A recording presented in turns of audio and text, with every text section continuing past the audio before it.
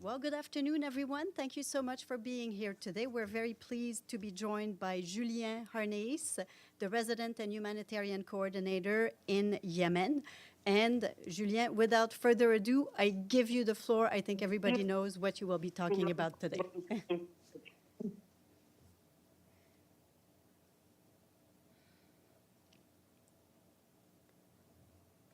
Okay. Good afternoon. Thank you for making the time. My name is Julien Harneis. I'm the UN Resident Coordinator and Humanitarian Coordinator for Yemen, and I'm today speaking to you from Sana'a. I wanted to talk about generally the humanitarian situation in Yemen and the consequences of the recent airstrikes yesterday in Hodeida, and as well as in the airport where I was present. So in Yemen, we have, as a result of the 10-year conflict, 18 million people in need of humanitarian assistance. That's about half the population. Next year, as a result of worsening economic conditions, not so much active fighting, but because of the worsening economy, we expect that number to increase to 19 million. That means that Yemen, in absolute terms, is the second highest caseload of children, malnourished children. It also means that Yemen is the second highest caseload of people who are not able to reach health services. This is absolute numbers, not percentages. It's the third highest number of food insecure people in the world. So we are looking at a massive humanitarian situation. We expect that number to increase to 19 million in next year, in 2025. This could get much worse, because that is based upon scenarios and our understanding of the situation as it was a couple of months ago. As we look at the possibility of further violence between Ansar Allah in the north of the country and Israel, there could be further impact on civilian infrastructure, harbor, airports and roads, which would lead to immense suffering of the Yemeni population. The airstrikes on the harbor are particularly concerning. Yemen imports approximately 80% of its foodstuffs.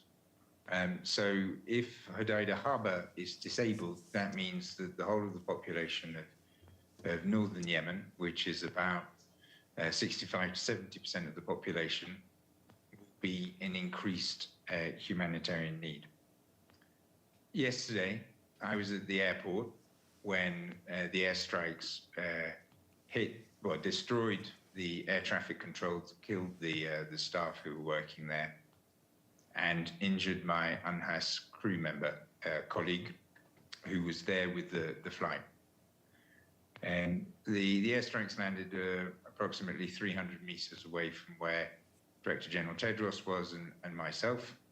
There was one airstrike approximately 300 meters to the south of us, and about another airstrike about 300 meters to the north of us. What was most frightening about that airstrike wasn't the effect on us, is that the airstrikes took place as a civilian airliner from Yemen carrying hundreds of Yemenis was about to land. And in fact, that airliner from Yemen was landing, taxiing in when the air traffic control was destroyed. Fortunately, that plane was able to land safely and the passengers were able to disembark, but it could have been far, far worse. So the airport of Sana'a is a civilian infrastructure. It is the location whereby all of the international humanitarian aid workers who work in the north of the country come in and leave by. So if that airport is disabled, it will paralyze the humanitarian operations. It's also the airport by which thousands of Yemenis who are unable to get decent healthcare, advanced healthcare in the country, leave to go either to Jordan or to Cairo or eventually to Mumbai to get advanced healthcare. So it is an absolutely vital humanitarian location. it is essential that all parties to the conflict observe scrupulously international humanitarian law throughout these exchanges. So that's the kind of very quick overview, and I'm very happy to take any questions that you might have. Thank you. Thank you so much. Edie, please go ahead. Thank you very much, Julian. On behalf of the United Nations Correspondents Association for doing this briefing, my name is Edith Lederer from the Associated Press. A bunch of follow-ups to what you've said. First, on the humanitarian front, you said that Yemen is the second highest for malnourished children and for caseloads, and the third highest for food insecurity.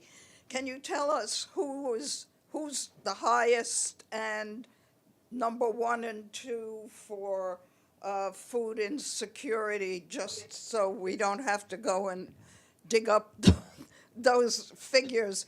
And then I have some follow-up questions about what happened at the airport yesterday. Thank you, Edith. I'm afraid I'm going to pass on your question because I'm myopically focused on Yemen. Okay. And want to steer you wrong with my answers about other countries. Okay. At the airport, we actually were never told how many people were in this UN delegation. I assume that were you traveling with Dr. Tedros, and did you participate in all of the meetings that he had? And we guessed that you were in some sort of a VIP room waiting to depart. Could you give us some more details on what exactly happened? Was there any warning? And I'll leave it at that for now. Okay, thank you, Edith. So we were a party of approximately 20 UN personnel in 5 vehicles. I'm based in Yemen and had previously received Director General Tedros some 2 days before. He'd previously been in Aden and had traveled up to Sana'a. He was here to engage with leaders of Ansar Allah, or the de facto authorities here in Sana'a, in order to negotiate the release of, or to contribute to the negotiation and the release of UN staff. There were approximately 50 people detained from the United Nations, NGOs, and civil society last June by the authorities in Sana'a, and more persons from outside, and another 50 or so taken from government services.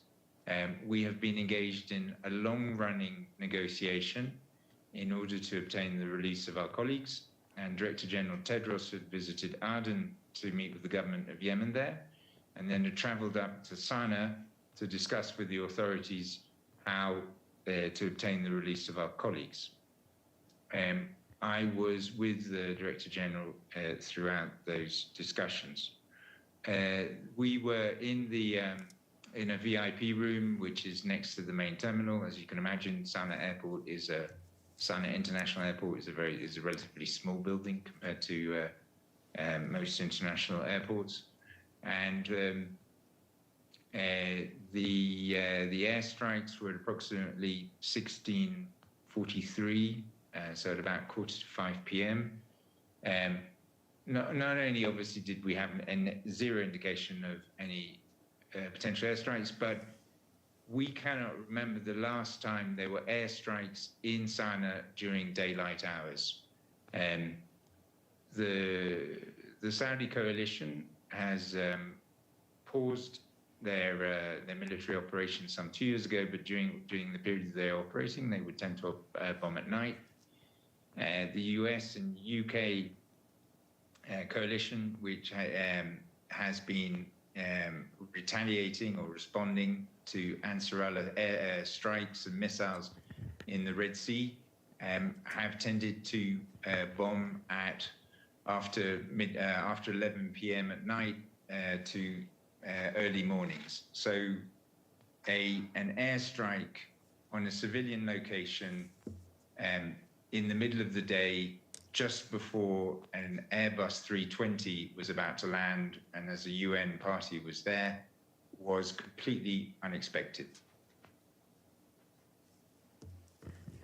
Deji? And- Oh, Wait, Edie? Just a quick follow-up, which I'm sure we all want to know. So what happened when the airstrike took place? What did you all do? Did people fall on the, go to the ground, go under furniture?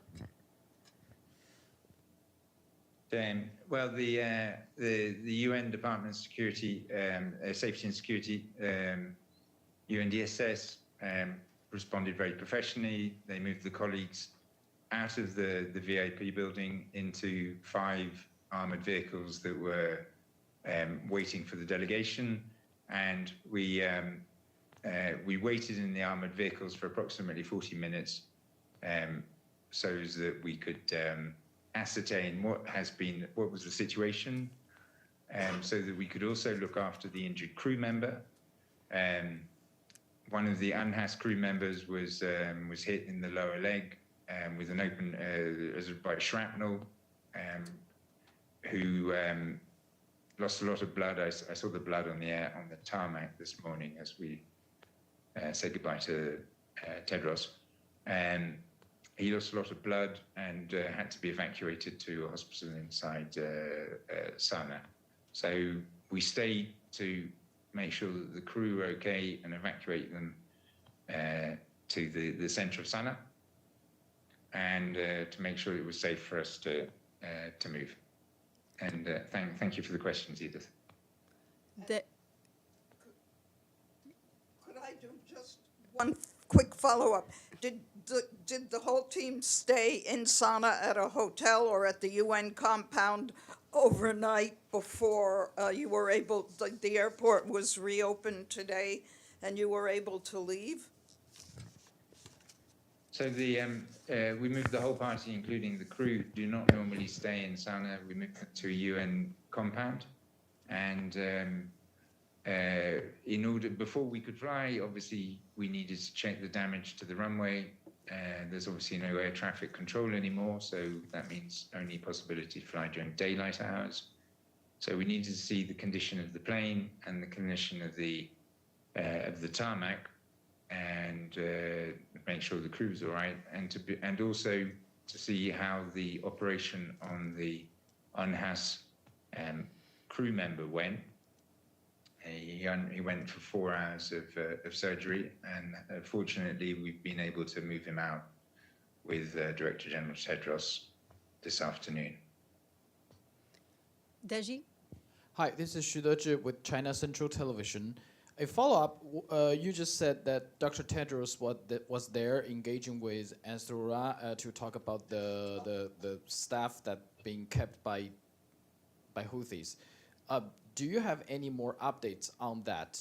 And secondly, you also mentioned the dire humanitarian situation, given the fact that the harbor of Hodeida is key to the humanitarian foods, as well as the airport, which is for international staffers.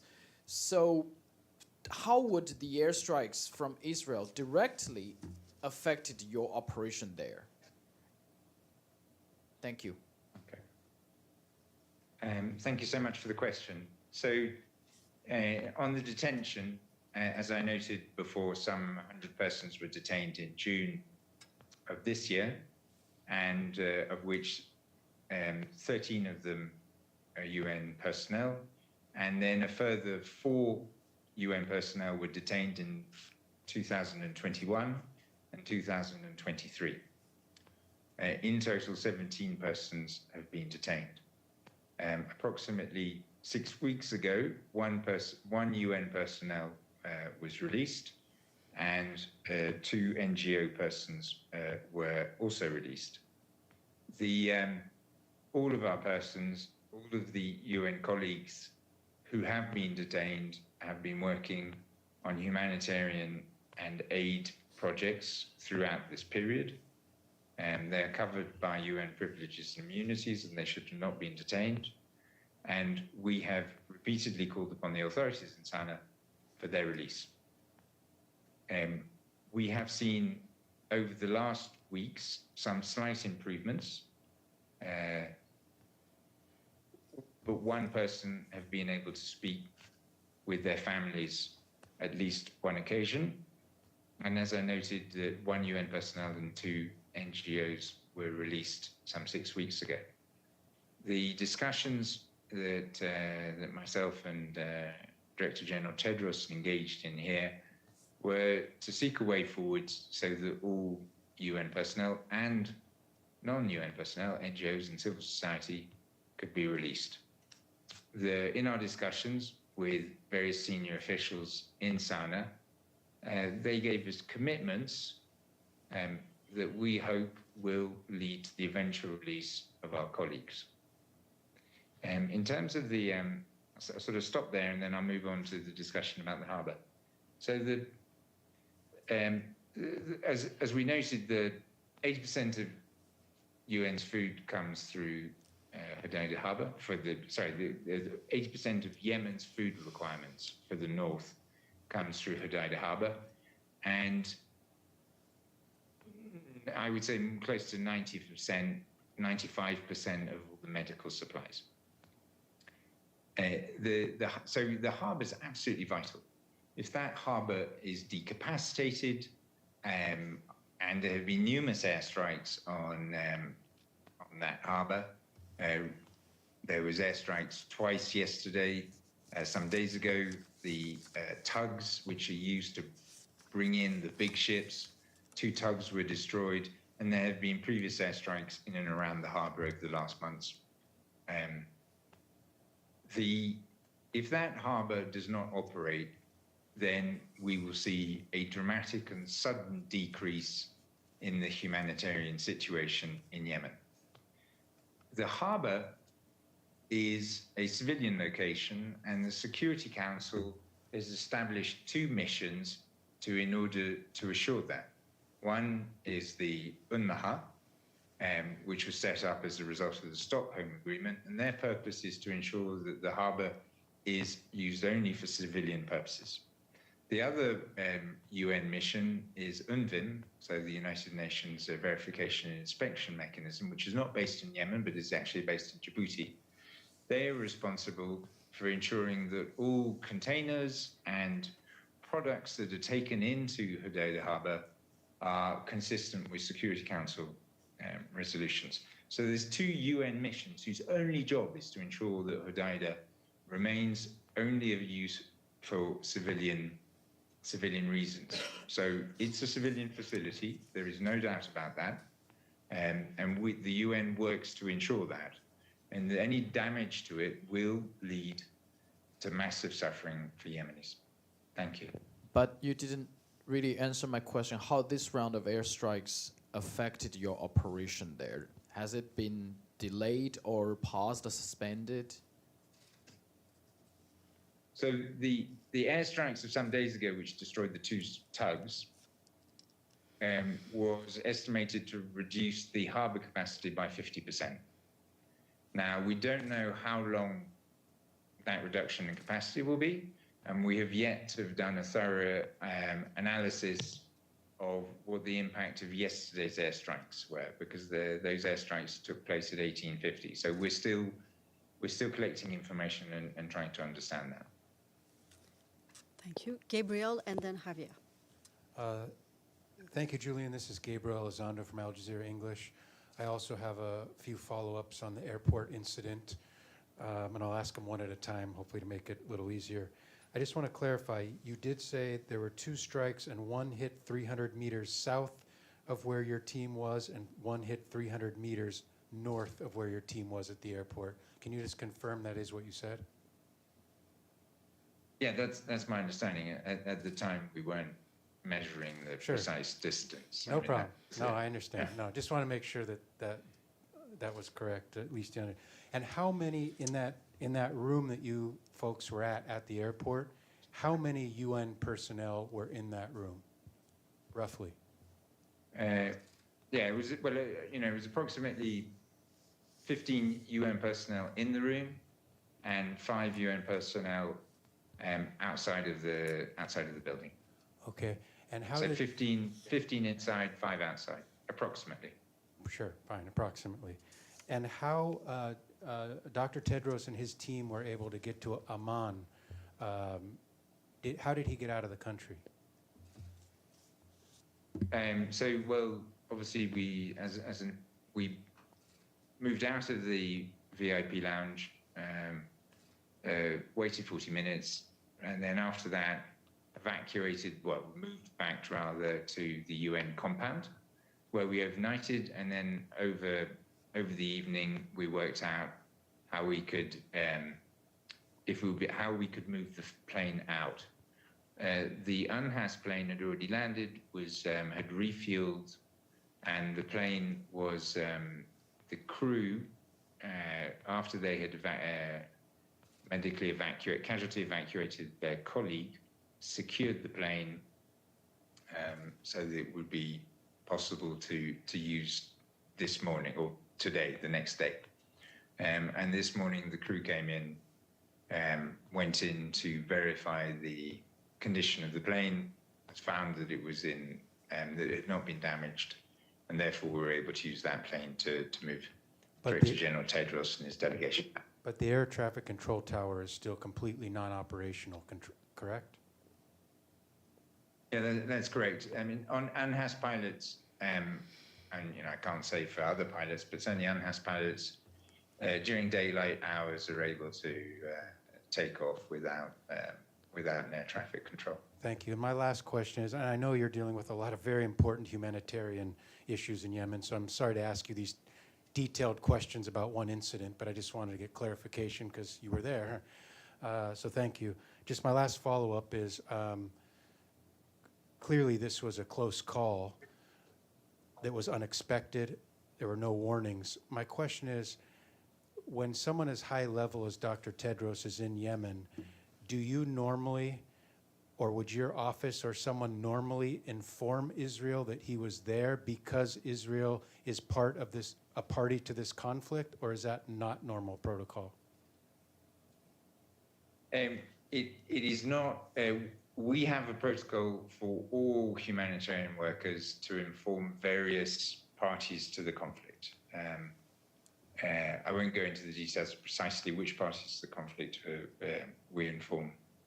But I think the bigger issue is parties to the conflict have an obligation to ensure that they are not striking a civilian target, or not striking civilians.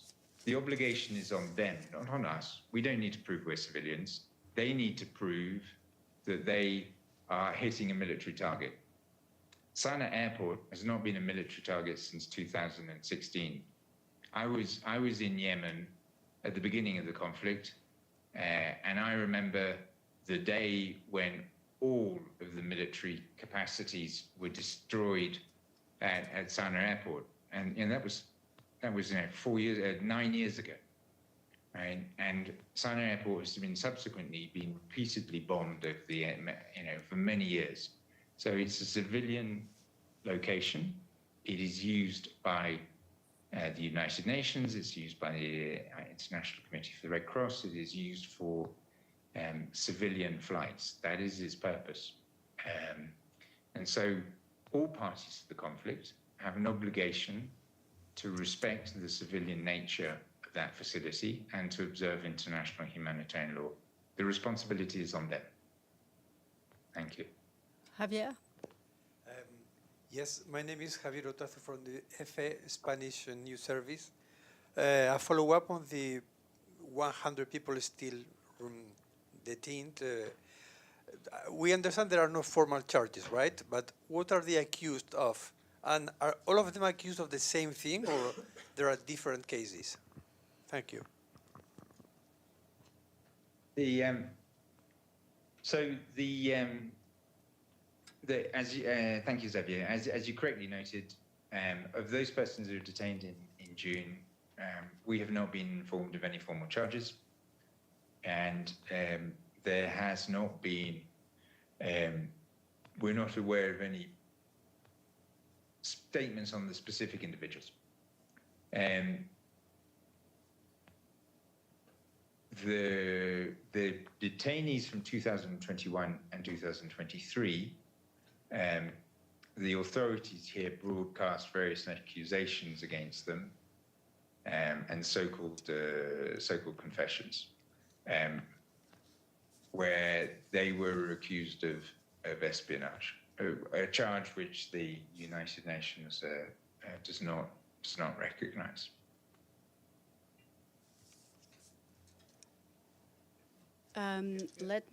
You have another one. Then I'll go to Ephraim, then Edie, and then we will wrap up to allow Julien to go back to his activities. Can you please provide any more details? I mean, espionage. I mean, Xavier, the thing is, we don't recognize it, so we don't really go into we're not going to be repeating charges that we do not adhere to. If you wish to dig into that, those allegations are on the internet, and I'm sure you would be able to find them relatively easily. But as I said at the beginning, all of our staff in the United Nations, we're here for Yemenis. We've been here for decades, and we've been here since the 60s. Our only purpose is humanitarian assistance and, where possible, the development of the country. And our colleagues have risked their lives. We've had colleagues killed here in Yemen. We've had colleagues kidnapped. The only reason we're here is to serve Yemeni people in situations of dire humanitarian need. Thank you. Ephraim, and then Edie. Thank you so much. My name is Ephraim Kosaifi with Arab News Daily. About the UN staff in Yemen, given what's happening elsewhere and the systematic attacks we've been seeing for the past 14 months on healthcare workers, whether in Palestine or during the war in Lebanon, I know every one of your staff is there to serve and all of that, but what is the morale really? How much of a trepidation are they looking to the events around them and the way the healthcare and the humanitarian workers are being treated in these wars? Thank you. Well, thank you, Adrian. That's a very humane question. The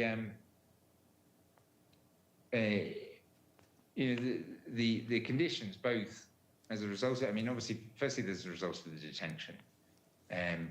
Not just UN's personnel, but also NGO personnel. We're completely perturbed. I have many colleagues who, for weeks were very anxious about even coming to the office or going out on field missions. And similarly for NGO staff, and even for myself, I sort of, I was thinking about, goodness, what if they, sort of start trawling? Somebody picks up my phone and starts trawling through my WhatsApp messages with my wife or something. When you're in that kind of environment, you're operating in that environment. It's very heavy for everyone. And then in addition, so you've got those challenges, and we've seen some improvements in the operating conditions in the last, say, 2-3 months. There's been some changes in the personnel in the authorities in Sana'a, which has meant that some of the problems that we saw have reduced. So we have been having international staff have no longer been asked to leave Yemen, which was the case up until about 3-4 months ago, where every week we would have an international staff member asked to leave. The discussions that we have with the authorities now are much more focused and directed towards finding solutions for Yemenis in need. the agreements which were so difficult to achieve in the past have, for both the UN and for NGOs, we've been able to rapidly conclude those. So we've seen some improvements in the operating conditions, and that has reduced to a certain extent, the concerns amongst Yemeni staff. But obviously, when they still see that 16 of their colleagues are detained, and NGO staff and national NGO staff are detained, there's obviously a great deal of anxiety. Then if you add in addition to that,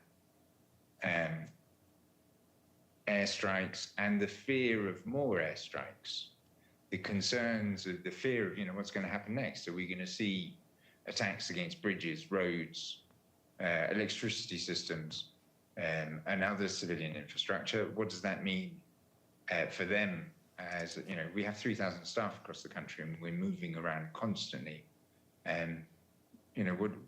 What's going to happen to them? And obviously, we follow the news. We see what happens in other countries.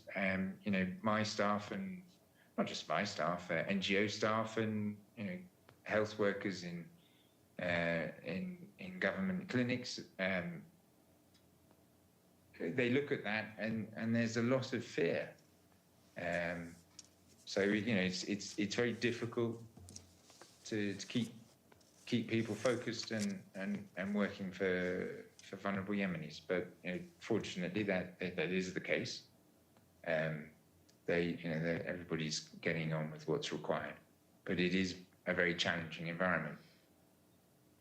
I will take a final question from Edie. Thank you very much, Julian. A couple of follow-ups. Who was the highest-ranking Ansar Allah official that you met with?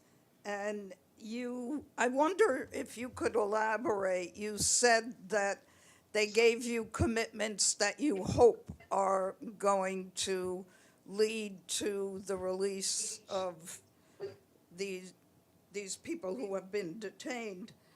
Could you elaborate at all on the kinds of commitments that you got? And on the attacks yesterday, the Israeli government said that they attacked the airport because the Houthis used the airport, and so did the Iranians to ship in things.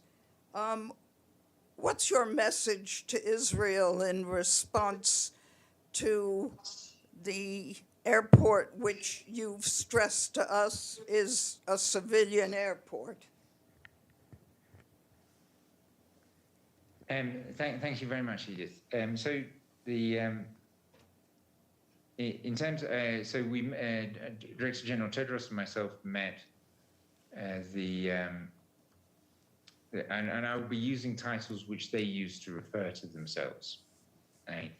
The Prime Minister of the Government of Change for Reconstruction. Obviously, the Prime Minister of the internationally recognized government is another person, and that person, is in Aden, in the temporary capital. But so Director General met the Prime Minister of the de facto authority, met the Foreign Minister, Mr. Jamal Amar, and met a member of the Supreme Political Council, Mohammed Ali al-Houthi. Those were the three meetings. Director General also met with families of the detained, which was obviously, as you can imagine, a very emotional meeting, and was certainly, for me as a UN staff member, was probably the most important of the meetings. The commitments that we were given related to the possibility of release and a pathway to that, and the conditions on which they are detained. I won't be able to go into further details on that. In terms of the airport, there is only one flight other than the International Committee for the Red Cross, the United Nations, that uses Sana'a Airport, and that's a Yemeni airline which flies an Airbus 320 to Amman, Jordan. That is the only location that they fly to, and that is a result of an international negotiation.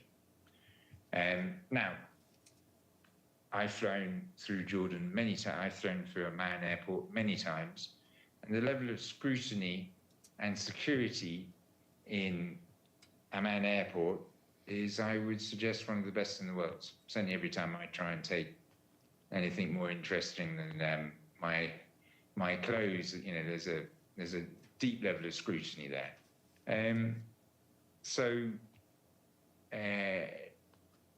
You know, it's a civilian airport.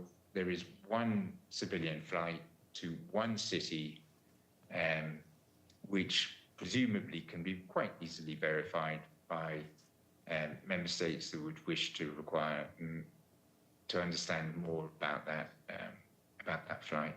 And as I noted, it is that flight operates as a result of an international agreement.